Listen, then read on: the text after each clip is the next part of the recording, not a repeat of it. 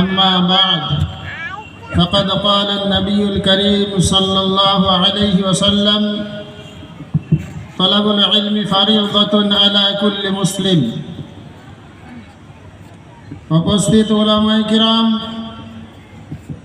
দূর দূরান্ত থেকে আগত শ্রোতা মণ্ডলী, আমি আপনাদের সামনে অতি সংক্ষেপে কয়েকটি কথা বলবো 10 মিনিটের মধ্যে ইনশাআল্লাহ। হাম্মা তাওফীক ইল্লা বিল্লাহ। প্রথম আলোচনা আপনাদেরকে শুরু করব আপনাদের সাথে কথোপকথনের মাধ্যমে। ভাই আপনারা বলুন তো, আমি উত্তরটা আপনাদের কাছে জানতে চাই। আল্লাহ পাক রব্বুল আলামিন সর্বপ্রথম আমাদের উপরে কি ফরজ করেছেন? শিক্ষা। আলহামদুলিল্লাহ, যদিও কিছু কিছু শ্রোতার ভুল ধারণা আছে, কে বলছে সালাত। যাই হোক, সঠিক উত্তর পাওয়া গেছে যে জ্ঞান অর্জন করা। তো আল্লাহ পাক রব্বুল আলামিন সর্বপ্রথম জিহাদ সম্পর্কে জিহাদের বিধান ফরজ করলেন না, সালাতের বিধান ফরজ করলেন না, যাকাতের বিধান ফরজ করলেন না, নামাজের বিধান আল্লাহ তাআলা প্রথমে আমাদেরকে দিলেন না। দিলেন কি? ইকরা বিসমি রাব্বিকাল্লাযী খলাক, পড়ো। তাহলে জ্ঞান অর্জন করা আমাদের উপর আল্লাহ তাআলা ফরজ করলেন। কেন কেন ফরজ করলেন? জ্ঞান কত রকম বলেন তো ভাই? জ্ঞান কত রকম? জ্ঞান অর্জন করা ফরজ কি? সব জ্ঞান অর্জন করা ফরজ? বলেন।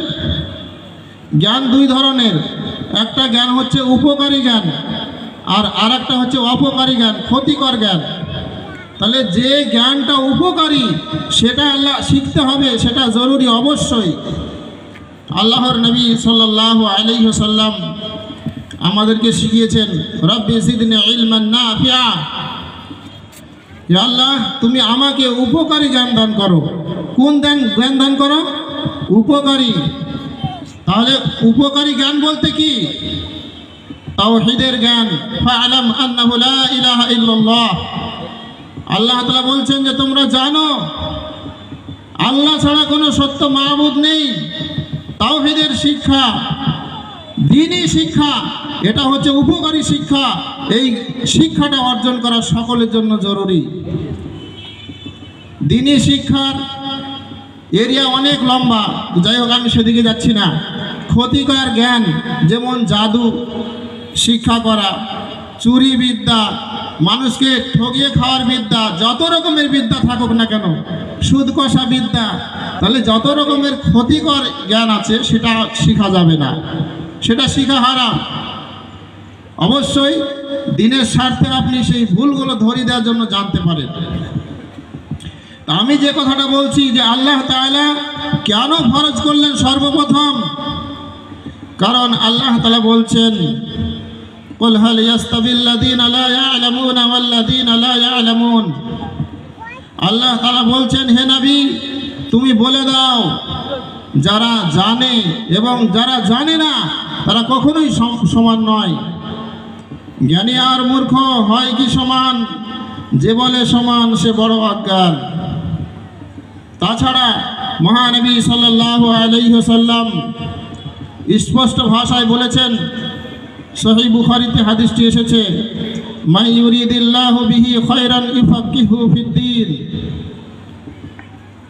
আল্লাহ যার কল্যাণ চান তাকে দ্বীনি জ্ঞান দান করেন।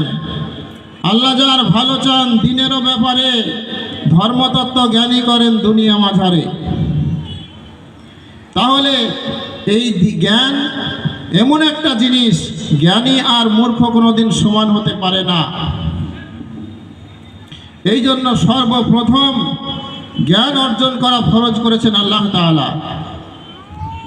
তাছাড়া কিছু কথা আমি বলবো যে আমরা জ্ঞান অর্জন করার কথা বলি, শব্দকে দুঃখ লাগে। যারা আমরা দ্বীনি জ্ঞান অর্জন করি নিজের জীবনে বাস্তবে রূপ দেই না। তাহলে এরা কোন ধরনের জ্ঞানী? এদের কি জ্ঞানী বলা যাবে?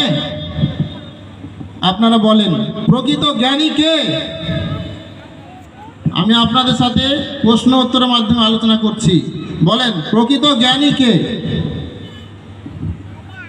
প্রকৃত জ্ঞানী ওই ব্যক্তি যে নিজে সত্যটা জানার সঙ্গে সঙ্গে আমল করলো, সেই হচ্ছে প্রকৃত জ্ঞানী। আর যে নিজে গাড়ি গাড়ি জানলো, আমল করে না, সে জ্ঞানী নয়, সে মূর্খ। আপনাদেরকে একটা উদাহরণ দিচ্ছি। বলেন তো, আল্লাহর নবী আসার যে যুগ, সেই যুগটাকে কি বলে? জাহিলিয়াতের যুগ, অজ্ঞতার যুগ। আপনারা বলেন তো, সেই সময় সাহিত্য চর্চায় আরবের মানুষেরা এত উচ্চ শিখরে ছিল তা বলার নেই। বড় বড় সাহিত্যিক, বড় বড় কবি তাদের ভিতরে বিদ্যমান ছিল। এত জ্ঞানী শিক্ষিত মানুষ থাকা সত্ত্বেও সেই যুগটাকে জাহিলিয়াতের যুগ, অজ্ঞতার যুগ কেন বলা হয়েছে? বলেন, কেন বলা হয়েছে? তারা জানলেও কিন্তু মানত না। সেই সময় যত রকমের অন্যায়, অত্যাচার, জুলুম তাদের ভিতরে ছিল। তাহলে জ্ঞান থাকার সাথে সাথে যদি আপনি আমল না করেন, তাকে প্রকৃত আলেম বলা হয় না, তাকে জাহেল বলা হয়। একটা হাদিসের সানাদ, যদিও জয়ীফ, হাদিসটি হচ্ছে এই: আল্লাহর নবী সাল্লাল্লাহু আলাইহি ওয়াসাল্লাম বলছেন, ইন্না মিন আশারিন নাস ইনদাল্লাহি মানজিলাতান ইয়াউমাল কিয়ামাতি আলিমুন লা ইয়ানতাফিউ বিইলমিহি। কিয়ামতের দিবসে আল্লাহর নিকটে পজিশনের দিক দিয়ে সব থেকে নিকৃষ্ট ওই ব্যক্তি, ওই আলেম যে নিজের জ্ঞান মোতাবিক আমল করেনি। তাহলে যে নিজের জ্ঞান মোতাবিক আমল করেনি, সেই হচ্ছে সব থেকে নিকৃষ্ট। শরীয়তের যদি আপনি বিভিন্ন জিনিসটা আলোচনা করে দেখেন, তাদেরকে জাহেল বলা হয়েছে। আমি এই ঘোড়ারাজ সালাফিয়া মাদ্রাসার সমস্ত কর্তৃপক্ষকে ধন্যবাদ জানাই, এত বড় একটা সভা আয়োজন করার পিছনে। তারপরে পরে আমি এটা ছোট্ট করে একটা রিকোয়েস্ট করতে চাই। বর্তমানে বিভিন্ন জায়গায় মাদ্রাসা গিয়ে আমরা দেখি, সেখানকার ছাত্র শিক্ষক যারা নিজে কোরআন হাদিস পড়ছে, আমল করে না। কেউ তো টাকনার নিচে প্যান্ট পরে, কোথাও কোথাও দাড়ি ছাটে, কোথাও দরজা খায়, বিভিন্ন ধরনের তামাকদ্রব্য জিনিস চুরি করে করে পান করে।